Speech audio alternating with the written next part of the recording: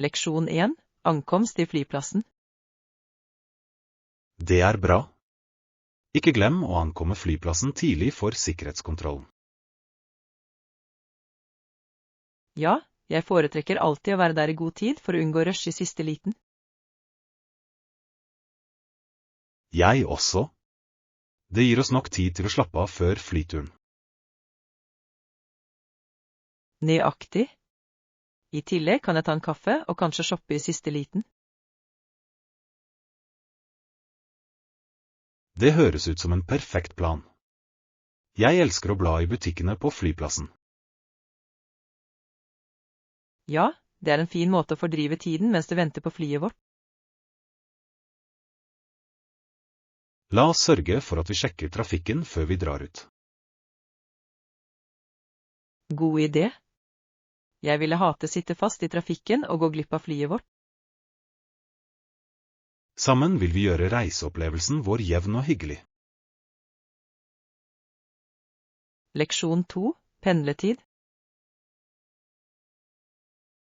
Hvor lang tid tar turen vanligvis å komme til byen? Det tar vanligvis rundt 25 minutter i lett trafikk, men det kan variere. Det er ikke så ille. Jeg elsker hvor praktisk offentlig transport kan være. Absolutt. Det er en fin måte å unngå stresset ved å kjøre bil. I tillegg kan jeg bruke den tiden til å lese eller høre på musikk. Ja, jeg liker å kunne slappe av under pendlingen. La oss planlegge tidsplanene våre rundt de beste reisetidene for å gjøre det enklere. Flott idé. På den måten kan vi maksimere tiden vår sammen. Jeg gleder meg til å utforske byen med deg. Leksjon 3. Historisk kontekst. Keiserinne Alexandra var bekymret for sønnen sin, spesielt da krigen med Tyskland brøt ut i 1914. Ja, det var en tumultarisk tid i historien. Jeg kan bare forestille meg frykten hennes. Absolutt. Krigspresset kan skape enormt stress for familier. Det er interessant å tenke på hvordan personlig liv ble påvirket av større politiske hendelser. Ja, kombinasjonen av personlige og politiske kamper former ofte historien. Jeg vil gjerne lære mer om hvordan disse hendelsene utviklet seg over tid. La oss utforske den historiske konteksten sammen. Det er et spennende tema. Jeg er ivrig etter å forstå kompleksiteten i denne epoken. Det vil gi oss en dypere forståelse for hvor langt vi har kommet siden den gang. Leksjon 4. Morgenøvelse. Jeg trener vanligvis om morgenen, og det burde jeg også prøve. Når starter du vanligvis? Jeg begynner vanligvis rundt 6 for å få mest mulig ut av dagen min. Det er imponerende. Jeg har hørt at morgentrening kan øke energinivået. Absolutt. Det setter en positiv tone for resten av dagen. Jeg må etablere en rutine som fungerer for meg. Ja, å starte tidlig kan hjelpe deg å holde deg konsekvent og motivert. Jeg har som mål å våkne opp litt tidligere og se hvordan det går. Det høres ut som en flott plan. Jeg kan dele noen tips for å gjøre det enklere. Det setter jeg pris på. Jeg er spent på å starte denne reisen mot fitness. Leksjon 5. Matlaging og kreativitet. Ja, jeg elsker å lage mat. Hva med deg?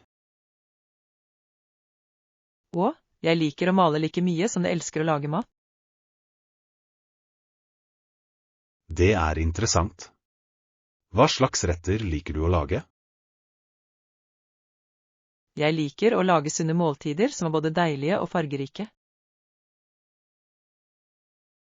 Det høres fantastisk ut. Matlaging kan være et så kreativt utløp. Absolutt. Jeg elsker å eksperimentere med forskjellige smaker og ingredienser.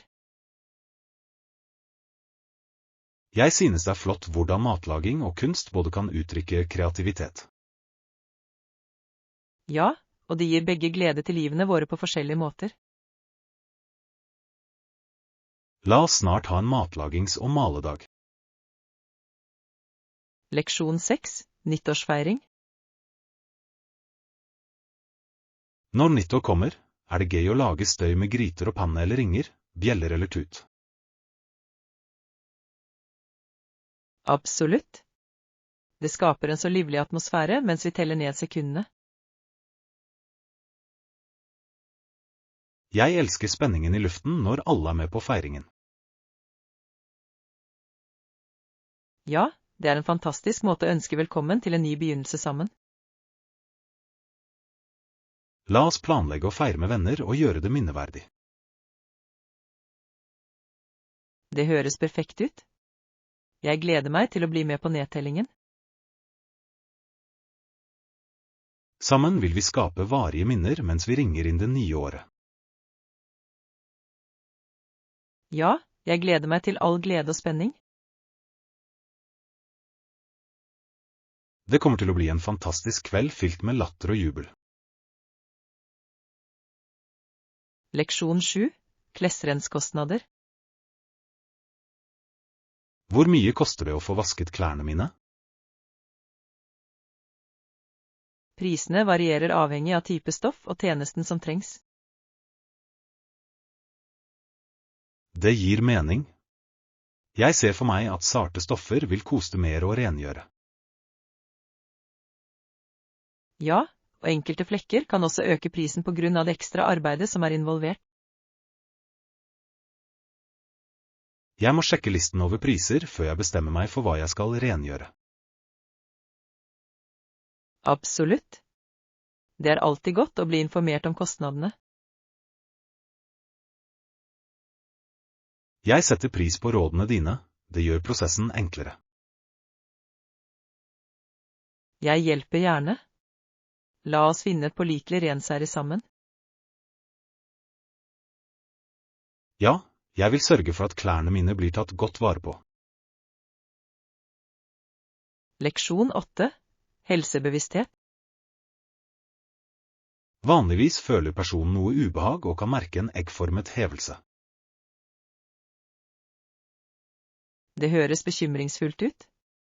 Det er viktig å være oppmerksom på disse tegnene. Ja, i noen få tilfeller kan muskellagene klemme seg og forårsake smerte. Jeg kan forestille meg hvor ubehagelig det må være. Det er avgjørende å søke medisinsk råd hvis disse symptomene vedvarer. Absolutt. Det er bedre å være trygg og bli sjekket ut. La oss holde oss informert om vår helse og velvære. Ja, å ta vare på oss selv bør alltid være en prioritet. Sammen kan vi oppmuntre hverandre til å opprettholde en sunn livsstil. Leksjon 9. Følg med på trender. Jeg er enig. Noen ganger føler jeg at det er vanskelig å følge med på alle trendene. Ja, tempoet som trendene endres med kan være overveldende. Nøyaktig. Jeg lurer ofte på hva som er inne og hva som er ute. Det er viktig å huske at ikke alle trender passer for alle. Absolutt. Det er bedre å omfavne det som føles riktig for deg. Jeg liker å blande klassiske stiler med noen få trendy stykker. Det er en flott tilnærming. Det holder ting friskt uten å miste identiteten din.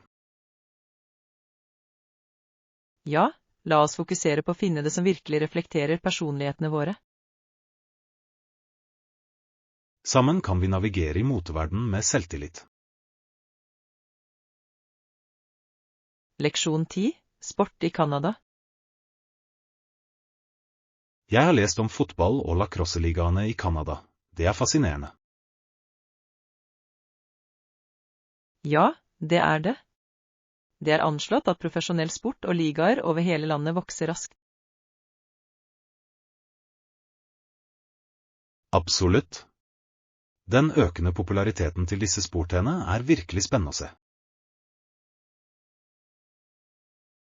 Jeg elsker hvordan sport kan forene fellesskap og skape en følelse av identitet. Nøyaktig. Det er flott å se ungdom engasjere seg og utvikle ferdighetene sine. Ja, med flere investeringer i sportsprogrammer, ser fremtiden lys ut for kanadiske idrettsutøvere. Jeg er enig. La oss følge med på hvordan disse ligaene utvikler seg i løpet av de neste årene. Definitivt. Det blir interessant å se hvordan de konkurrerer på internasjonalt nivå. Jeg gleder meg til å delta på noen kamper og støtte lokale lag. Leksjon 11. Drømmer om å reise.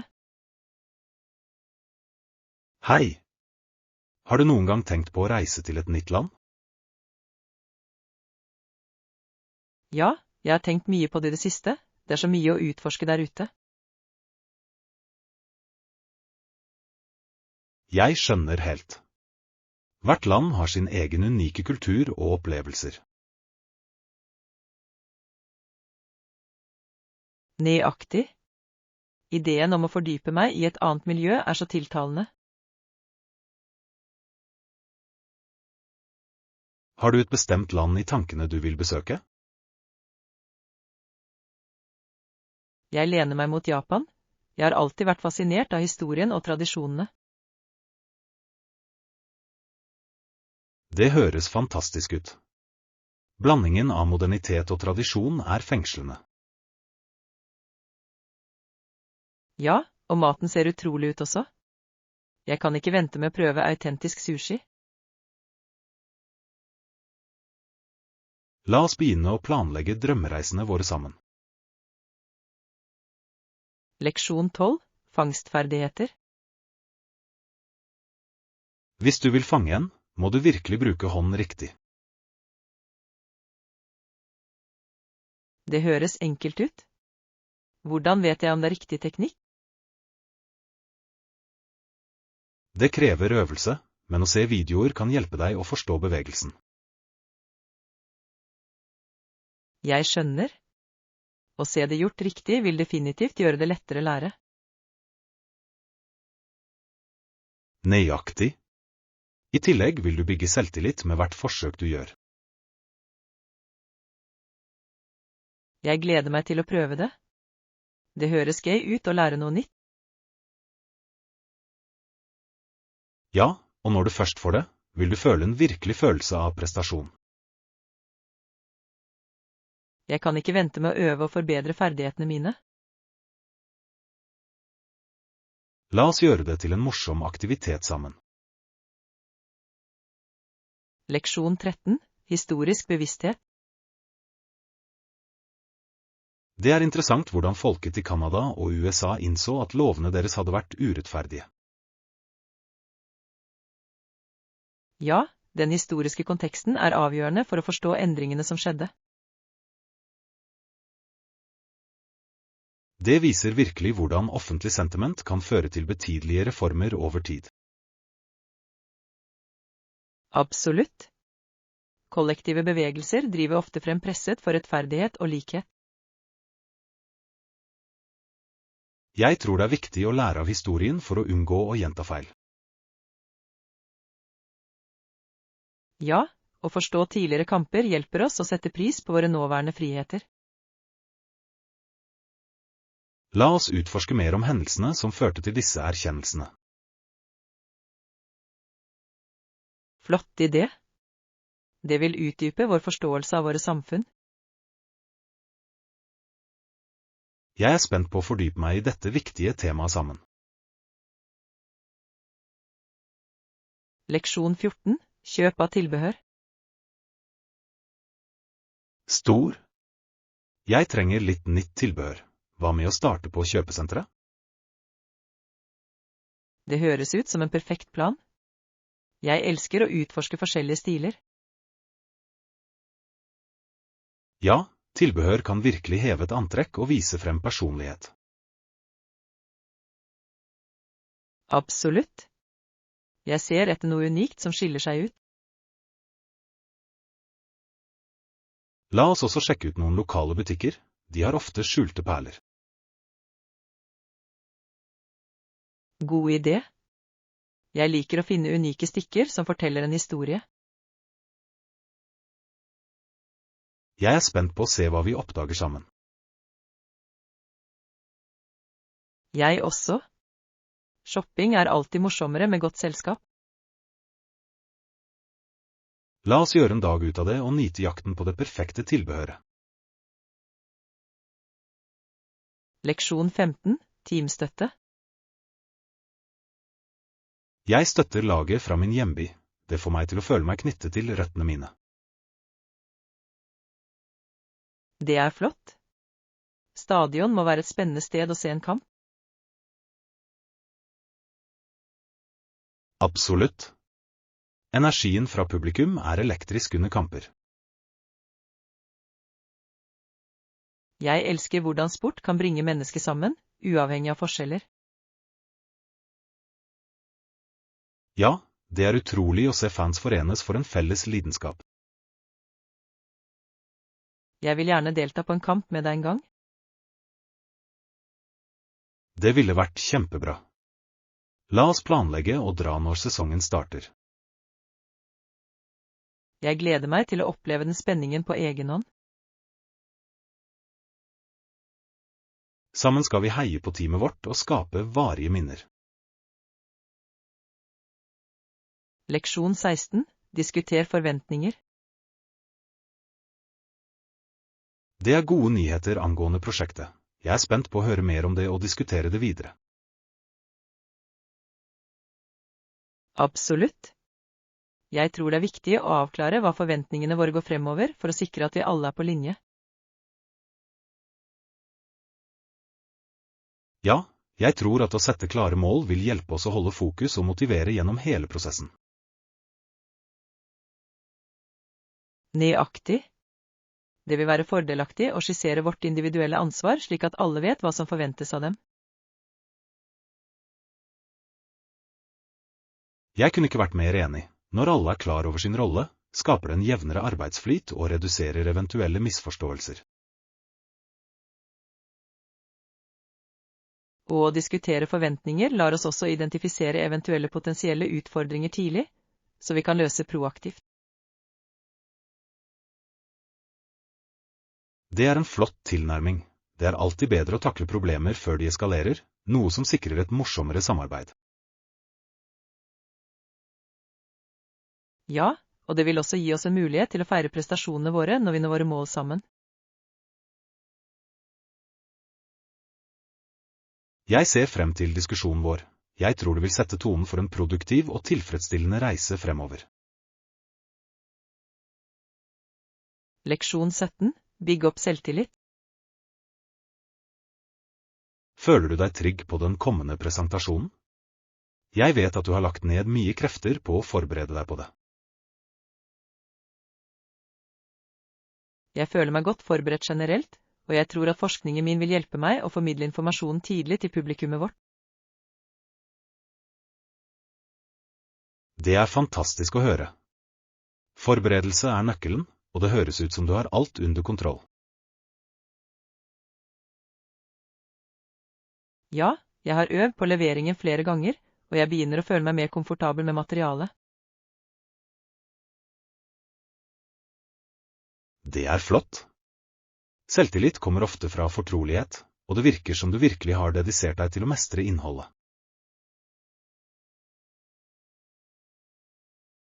Absolutt. Jeg tror at å ha en solid forståelse av temaet gjør en stor forskjell i hvordan jeg presenterer meg selv. Ekte? Når du kjenner materialet ditt, reflekteres det i kroppsspråket og tonen, som kan engasjere publikum effektivt. Nøyaktig. Jeg planlegger også å forutse eventuelle spørsmål som kan dukke opp, slik at jeg kan svare gjennomtenkt og trygt. Det er en smart strategi. Å være forberedt på spørsmål viser ekspertisen din og bygger tillit hos publikum. Leksjon 18. Den olympiske bevegelse. En av de største utfordringene for å skape en internasjonal olympisk bevegelse var mangelen på organisering av idrett internasjonalt. Det er sant. Uten en strukturert tilnærming var det vanskelig å samle ulike idretter og nasjoner under et felles mål. Nøyaktig. Behovet for et styrende organ for å føre tilsyn med idrettens regler og forskrifter ble stadig tydeligere etter hvert som bevegelsen vokste. Ja, å etablere en organisasjon som Den internasjonale olympiske komité var avgjørende for å fremme rettferdighet og standardisering på tvers av konkurranser. Og det bidro også til å fremme internasjonalt samarbeid, slik at land kunne komme sammen i en ånd av vennlig konkurranse.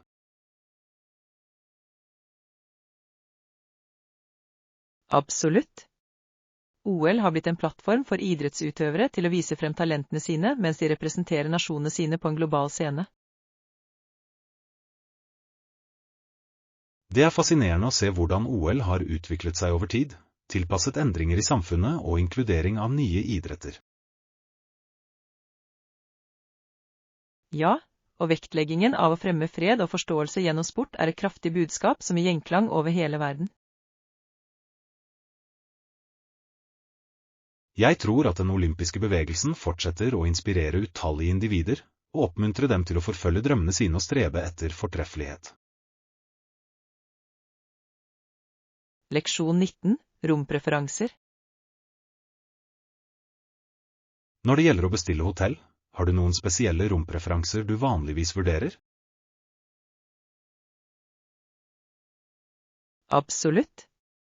Jeg foretrekker alltid et røykfritt rom med utsikt. Det er noe så forfriskende ved å våkne opp til et vakkert landskap utenfor vinduet mitt.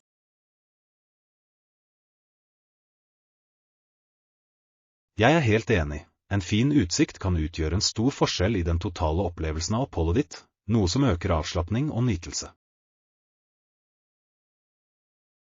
Ja, og jeg tror det også handler om følelsen av å være knyttet til omgivelsene, enten det er fjell, hav eller en bysilhuett.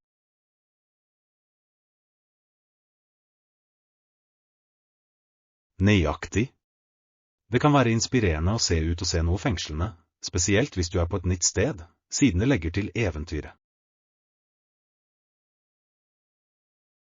Og la oss ikke glemme komforten til selve rommet. Det er viktig å ha et koselig sted å trekke seg tilbake til etter en dag med utforsking.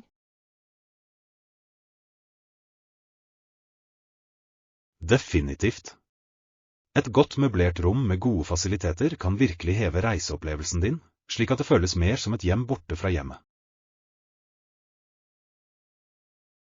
Jeg kunne ikke vært mer enig.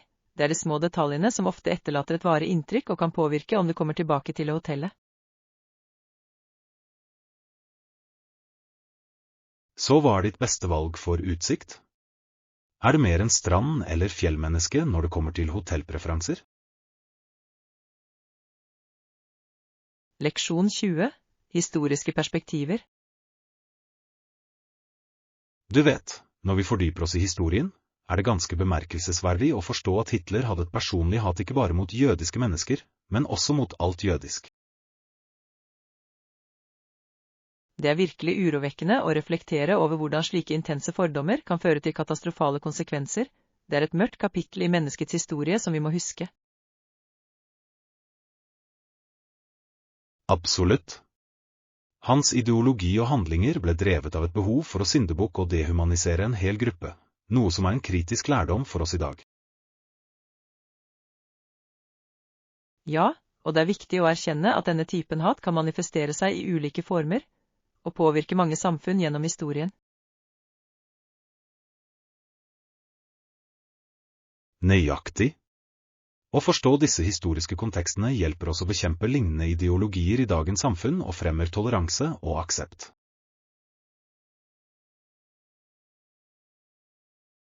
Det handler om å lære av fortiden og sikre at de jobber mot en fremtid der slikt hat ikke har noen plass.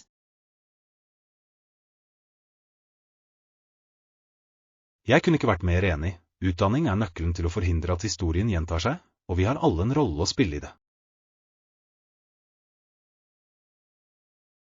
Ja, og ved å fremme åpne diskusjoner om disse temaene, kan vi skape et samfunn som verdsetter mangfold og respekterer alle individer.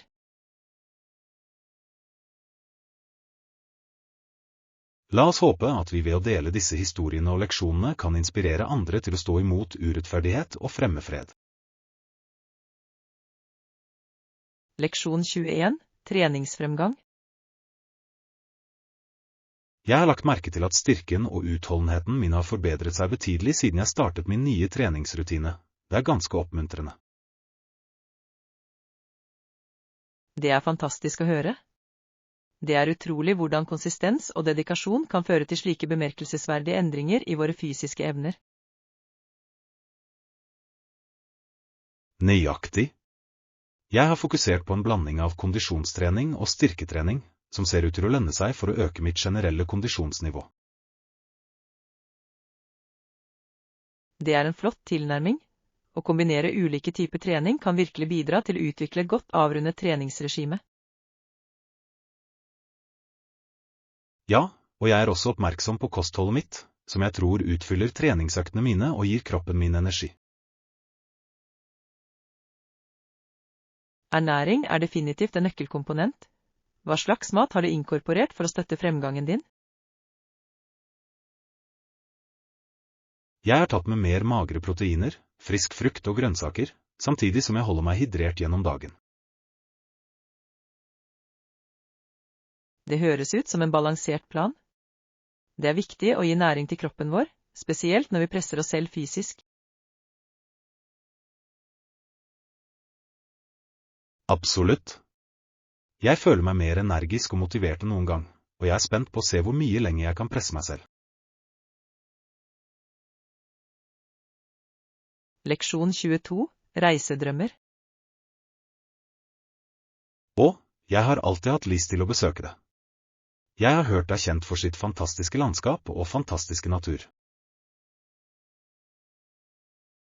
Ja, skjønnheten til stedet er virkelig fengslende. Det er som å gå inn i et postkort med sin pittoreske utsikt og naturlige underverker. Nøyaktig. Jeg kan bare tenke meg å vandre gjennom de majestetiske fjellene eller utforske frodige daler og uberørte innsjøer. Og la oss ikke glemme den pulserende kulturen og det lokale kjøkkenet som ofte følger med slike fantastiske landskap. Det legger enda et lag til opplevelsen.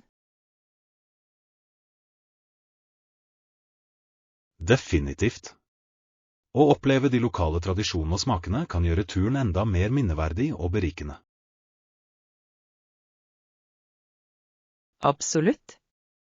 Det er den perfekte blandingen av eventyr og oppdagelse, som er å få kontakt med naturen og mennesker. Jeg synes vi bør begynne å planlegge en tur dit. Det ville være fantastisk å utforske de fantastiske severdighetene sammen. Jeg kunne ikke vært mer enig. La oss samle litt informasjon og se når vi kan gjøre denne drømmeturen til virkelighet. Ja. Jeg er spent på å begi meg ut på dette eventyret og skape uforglemmelige minner på et så vakkert sted. Leksjon 23. Tips til dagligvareinnkjøp. For min oppskrift finner du ingrediensene i produktdelen bak i butikken. Det er alltid friskt og levende der. Det er et godt tips. Jeg elsker å starte dagligvarehandelen min i produktseksjonen fordi det setter tonen for et sunt måltid. Nøyaktig. Frisk frukt og grønnsaker gir ikke bare smak, men gir også viktige næringsstoffer som er viktige for vårt velvære. Ja, og jeg liker å velge sesongens råvarer. Det smaker ofte bedre og støtter også lokale bønder. Absolutt.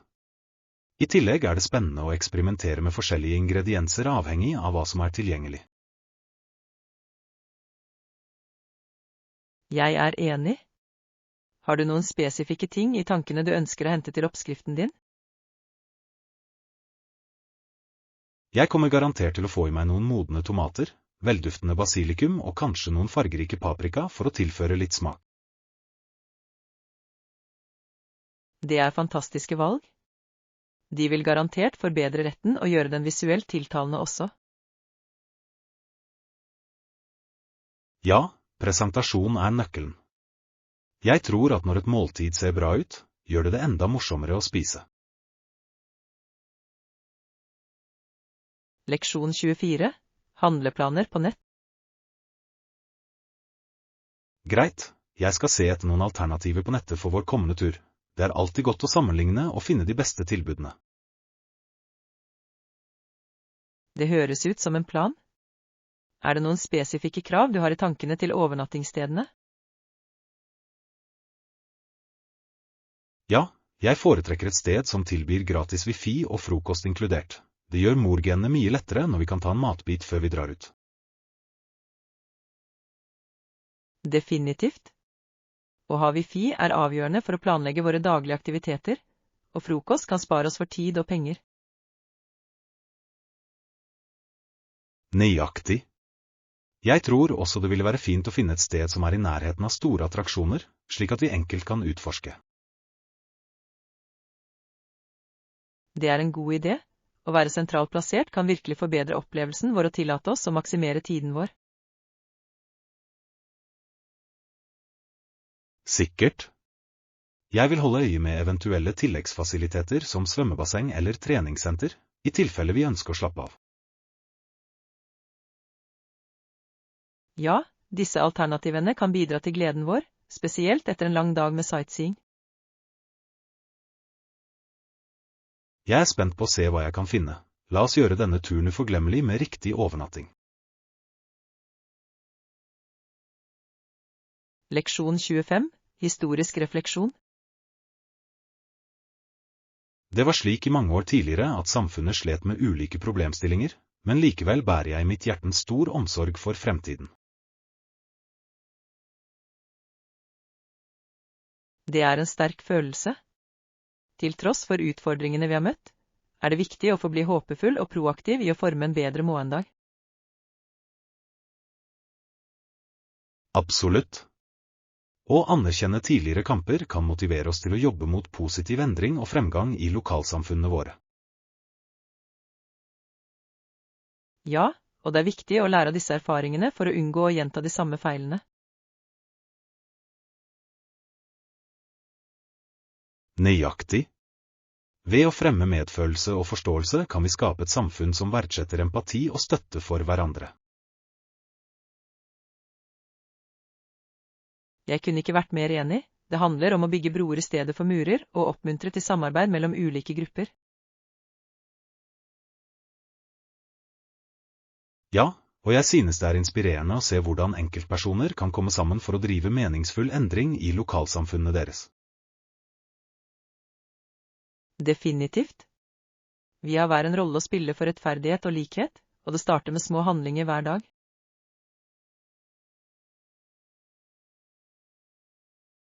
Jeg håper at ved å dele våre historier og erfaringer kan vi inspirere andre til å bli med på denne reisen mot en lysere fremtid. Leksjon 26. Medisinsk innsikt. I noen år etter viet Betun seg til behandlingen av tuberkulosepasienter. Det var en betydelig forpliktelse til å forbedre folkehelsen. Ja, hans dedikasjon til å hjelpe andre i en så utfordrende tid sier mye om hans karakter og medfølelse. Han gjorde virkelig en forskjell i livene til så mange individer som led, og hans bidrag er fortsatt anerkjent i dag. Det er bemerkelsesverdig å vurdere hvordan hans innsats ikke bare ga øyeblikkelig hjelp, men også avansert medisinsk kunnskap på dette feltet. Nøyaktig. Det er viktig å huske at virkningen av slik dedikasjon går utover individuelle pasienter. Det kan påvirke helsetjenester som helhet. Absolutt. Ved å fokusere på behandling og forebygging, bidro han til å bane vei for fremtidige fremskritt innen medisin. Og arven hans tjener som en påminnelse om viktigheten av medfølelse og innovasjon i møte med motgang. Ja, det er inspirerende å tenke på hvordan en persons engasjement kan skape en ringvirkning som gagner utallige liv.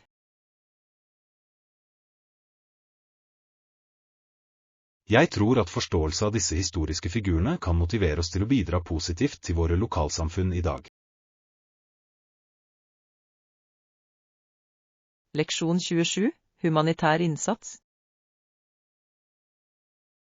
Det britiske Røde Kors opererer i et land hvor det er 15 millioner landminer i en befolkning på rundt 10 millioner. Situasjonen er forferdelig. Det er sjokkerende å tenke på omfanget av problemet og hvor mange liv som er berørt av slike farlige rester av konflikt. Absolutt. Røde Kors arbeid er avgjørende for å gi støtte og bistand til de som er rammet av disse landminene. Ja, deres innsats fokuserer ikke bare på umiddelbar lindring, men også på langsiktig bedring og rehabilitering for berørte lokalsamfunn. Det er viktig for organisasjoner som dette å øke bevisstheten om farene ved landminer og gå inn for å fjerne dem. Nøyaktig. Utdanning spiller en nøkkelrolle for å forebygge ulykker og sikre at folk trygt kan navigere i miljøet.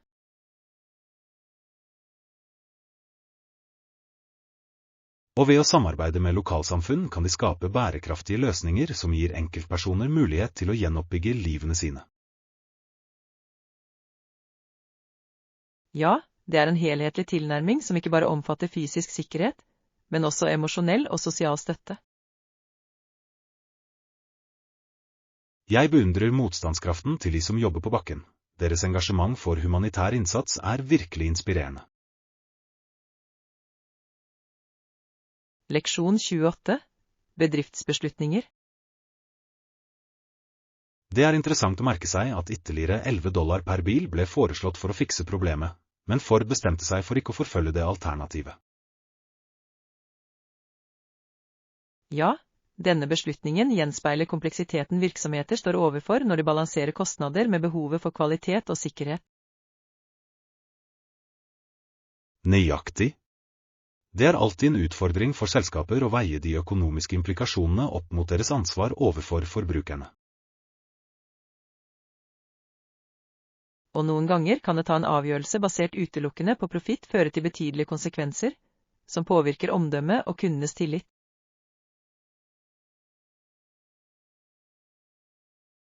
Absolutt. Det er viktig for bedrifter å vurdere langsiktige effekter i stedet for kortsiktige besparelser når det kommer til produksjon og sikkerhet.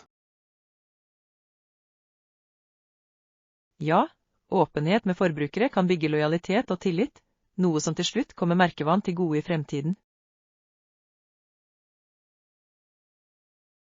Jeg tror det er viktig for bedrifter å erkjenne at deres beslutninger kan ha vidtrekkende effekter, ikke bare på profitt, men også på folks liv.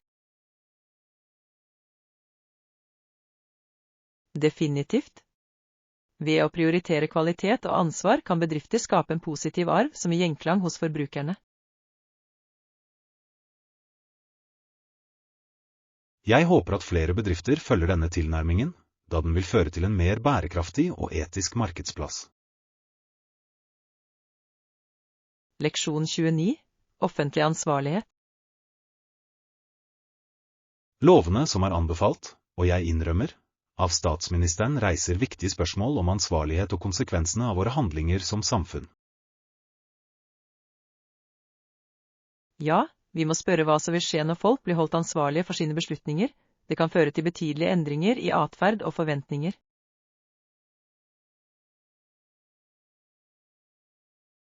Nøyaktig. Når ledere skaper presedens ved å erkjenne deres ansvar, fremmer det en åpenhetskultur som kan påvirke hele nasjonen.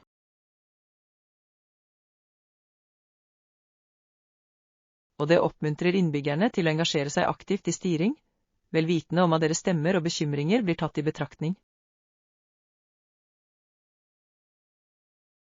Det er sant.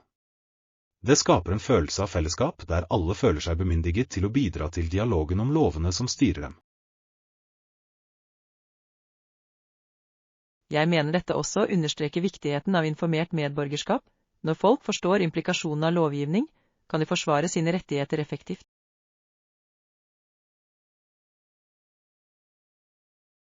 Absolutt. Det er avgjørende for et demokrati å trives når individer er klar over sitt ansvar og virkningen av deres handlinger på kollektivet.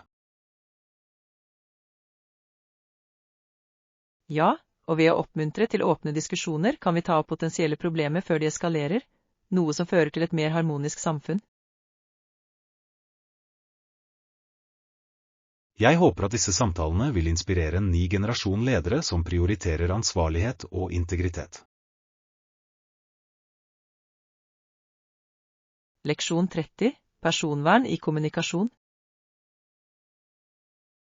Det er viktig å kommunisere tidlig og bruke naturlig språk, spesielt når man diskuterer sensitive emner som kan påvirke mange mennesker. Absolutt. Tidlig kommunikasjon bidrar til å sikre at alle forstår budskapet som formidles, noe som er spesielt viktig i dagens hektiske verden.